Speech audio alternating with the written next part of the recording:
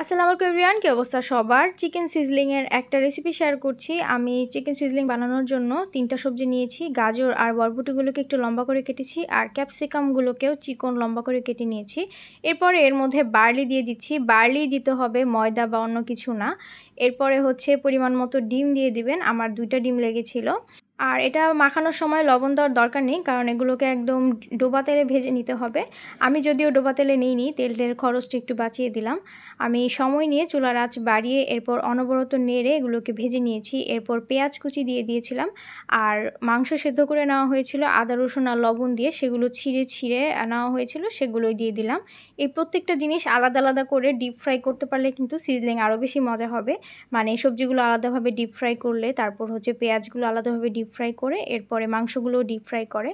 এরপরে তেলের মধ্যে রসুন একটু ব্রাউন করে নিয়ে এর মধ্যে হচ্ছে টমেটো সস দিয়ে দিলাম, আর সবজিগুলো যে বার্লির সঙ্গে মাখিয়ে রেখেছিলাম সেটা ধুয়ে এর মধ্যে দিয়ে দিয়েছি।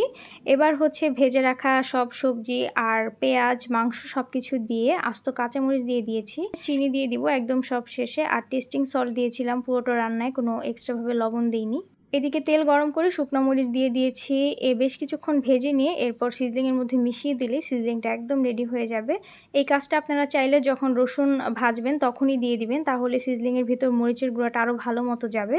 এই তো আজকে ভিডিওটা এই পর্যন্তই। কে কোথা থেকে দেখলেন কমেন্টস করে জানান। ভিডিও ভালো লাগলে পেজ ফলো করে দিবেন। আল্লাহ হাফেজ।